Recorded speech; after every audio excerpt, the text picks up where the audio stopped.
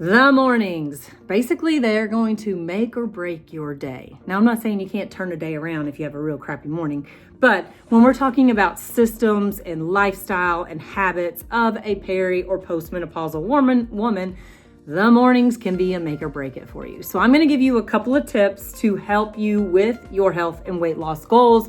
If you are in peri or postmenopause or you just want to feel better, here are a couple things that you can do that can have a very, big impact on helping you reach those health goals. Number one is fueling in the morning. Ladies, long gone are the days of fasting. Stop fasting. If you are over the age of 40, you should no longer be fasting. This should not be a part of your routine. If you want to fast, what I give my clients as a rule of, eating or a time restricted eating is we don't want to eat about 2 hours before bed, right? Because if we're eating close to bed, that will affect our melatonin levels, and we're already struggling with sleep, right? We don't need anything else to add to that piece of the puzzle. So you can stop eating 2 hours prior to sleep, and then we want to eat within an hour of waking up, which I'm getting ready to get into. So that period right there could be your fasting window. If you are a diehard set, you must fast. But I'm telling you, ladies, it's backfiring against you. It's not working. I have other videos on this that go into the depth of this, the science behind it, the research. What fasting does for women is not the same as what it does for men. For men, fasting actually increases testosterone. For women, it drives our hormones down. So coming back around after my little tangent there. Okay, fueling in the morning is vital. It's vital for your energy throughout the day, your digestion, your mood, brain fatigue, mind fog, brain fog, all of that kind of stuff. How you start your morning off is basically going to lay how your day is going to go for you. So I'm going to give you two scenarios, workout and non-workout, and how you should approach both of those scenarios. Starting with my workout ladies, that is me. I am an early riser, early morning workout girl most days of the week. And prior to a workout, we want to have about 15 grams of protein in our system. The reason for this is we are trying to stimulate muscle protein synthesis. Muscle protein synthesis is what helps us to hold on to muscle tissue and also give us the ability to build any lean muscle tissue. As we're going through peri and postmenopause, we know that we have a decline of estrogen. Estrogen is a woman's testosterone. That is the stimulus that helps us to build muscle tissue. So as it's starting to decline, we're going to have to go to other stimuli, external stimuli, to help us continue to hold on to muscle tissue or build any lean muscle tissue. Those stimuli are going to be resistance training and nutrition, okay? So nutrition today. So if you get up and you're an early morning workouter and you're strength training, you're gonna want about 15 grams of protein prior to that workout.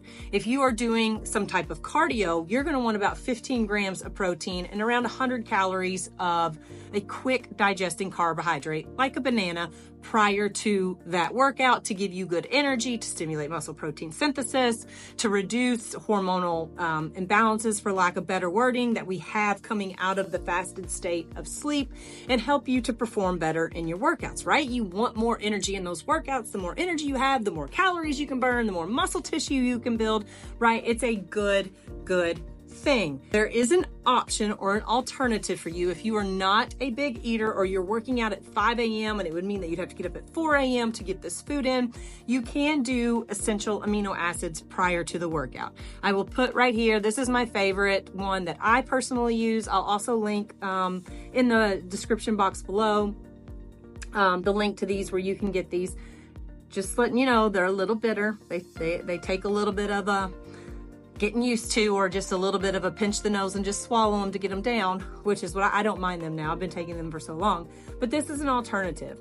And why this is an alternative, or why we want that 15 grams of protein, is we're looking for leucine. This is the essential amino acid that is primarily responsible for our muscle tissue. So we've got to have some of that leucine coming in prior to a workout to, again, what I'm saying, help us with the muscle tissue, build it, hold on to it, and stimulate stimulate that muscle protein synthesis, reduce any kind of hormonal imbalances or stressors on our body coming out of that fasted state.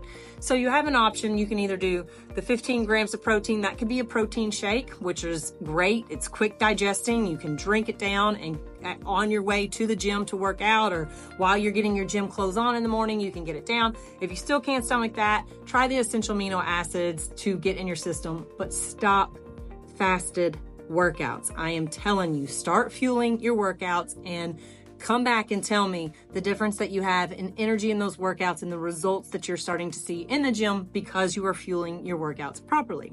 If you are unsure of how many grams of protein you should be eating each day, how many carbohydrates, how many fats, things like that, I have this free guide right here that you can comment CALORIE and I will shoot you this free guide. This is specifically created for women over the age of 35 to help you have an understanding of how much food and fuel you need throughout the day. It does have a little bit of workout information in there. It has some really good information about your macros, the proteins, the carbs, as well as suggestions or examples of what kind you should eat. And then it helps you to figure out how much to eat. So again, comment CALORIE and I can shoot you this guide right here to help make your days that much easier. Okay, workout scenario part 2, or if you don't work out in the mornings, you work out later in the day, or it's a rest day for you, then these times or these days, you need to be having 40 grams of protein first thing in the morning within an hour of waking, ladies. Yes, again, all for those same reasons of stimulating muscle protein synthesis and to help regulate hormones throughout the day or that morning so that it helps throughout the day so that you feel better throughout the day. Again, if you're not a big eater, first thing when you wake up in the morning, again, that is me, a simple solution here is doing 2 scoops of your favorite grass-fed whey isolate or vegan protein powder that will put you about 40 grams of protein that you can drink in the morning. And then you can eat your breakfast, an hour, hour and a half later, whatever works for your schedule. But a protein shake is an easy way to get that protein in to help you stimulate the muscle protein synthesis, to help you reduce the cortisol levels, to help regulate insulin sensitivity first thing in the morning.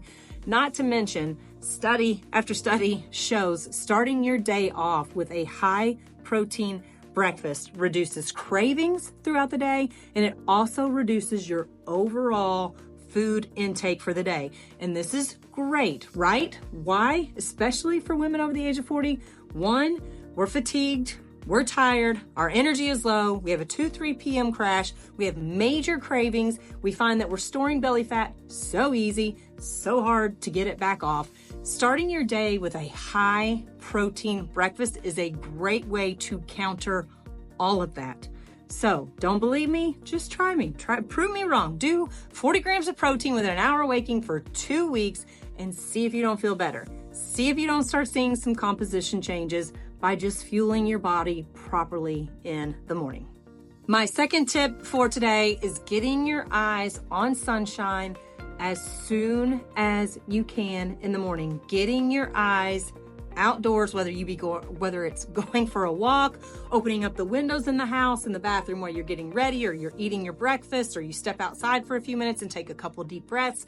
But get your eyes on the sky as soon as you can first thing in the morning.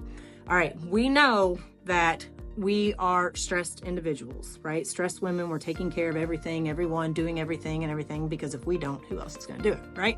Okay, but we and the state of peri into postmenopause, naturally due to the hormone fluctuations that we're going through, increases stress on a woman's body. Then you have all your environmental, external stimuli, stressors as well, that are going to exacerbate any hormone imbalances. Stress, I can't tell you how much stress is a role player in women gaining abdominal belly fat and being very hard to pull that belly fat off. The reason being, in the visceral fat, the belly fat that we tend to get, that menopause belly, there are 4 times as many cortisol receptors, meaning places for cortisol to land in that tissue than other fat tissue in the body. This is probably why you've seen a shift from your fat storage from your hips and thighs into your belly when you're peri and postmenopause, because that's where it tends to go. So helping to manage stress is a huge factor in helping to increase your overall calorie burn, right? Because it still comes down to calories in versus calories out. But the thing that happens when we go to peri and postmenopause is we have a lot of factors that affect our ability to burn calories, that slow down our calories going out. And that is why you may notice my food hasn't changed, my exercise hasn't changed, but I'm putting on fat. It's because you have these other factors that are going to affect your ability to burn calories, which even though those calories are the same, it now becomes a surplus. And I have other videos explaining this in much more depth as well. But to speak to today, so one of the things that we want to do is start our day off in the parasympathetic state. So we have two nervous systems. We have the parasympathetic state, your rest and digest, and we have the sympathetic state, the fight or flight. We spend so much of our time over here in this sympathetic state throughout the day that we don't even realize it because we're just constantly chronically going, and we just think that's what's normal, and it's not. And this is what's catching up to you. So as much as we can introduce this parasympathetic state into our day, especially bookending our day, meaning starting the day here and ending the day here, will go a very long way to helping you reach your weight loss or health goals. One of the easiest ways to do that is getting your eyes on the sky as soon as you can in the mornings. This, just the natural being out in the light, is a calming mechanism on the body and the eyes and with our circadian cycle, and it helps to push us down into that parasympathetic state. So get your eyes on the sky and fuel first thing in the morning. These are two simple habits and lifestyle hacks that you can put into your day-to-day with a major, big impact on your health goals, your weight loss goals, wherever it may be. But just maybe you just want to sustain, you don't want to put on any menopausal weight gain. Then these are the things that you're going to have to do, because these hormonal shifts are going to start to affect it at some point. So we do have to make changes when we're over the age of 40, and that's okay. You know, we're not 20 anymore. We should not expect to be able to continue doing like we're in our 20s when we're at 40. We shouldn't want to either. My headspace at 40 is so much different than what it was at 20. So incorporating these two habits, try to do them consistently, right? The goal is not perfection. The goal is consistency and trying to be better each day over the day before, and incorporating these guys in and see if it doesn't make a difference. I also have a free menopause guide. It's called Thriving Over 35, that talks a lot about these things and some of these hacks that you can do in preparing yourself for coming into peri and post-menopause, because the more educated you are and the more information you have about it, right, the better you can go through it and understand what's going on and not just feel like you have to survive. We can thrive. Comment menopause and I can send you that guide as well. It has a lot of these hacks in it. It has a lot of supplement recommendations that can help with symptoms. It has a whole lot of information in there to help you, again, be the most educated that you can go through this period of time and have an understanding to the best of your ability, because the more you know, the better off you're going to be. So comment menopause and I can send you that, and I can send you the calorie guide if you want to know how much to eat going through this period of time. Both guides can be extremely helpful. So thanks for being here, and I'll see you in the next video. Bye.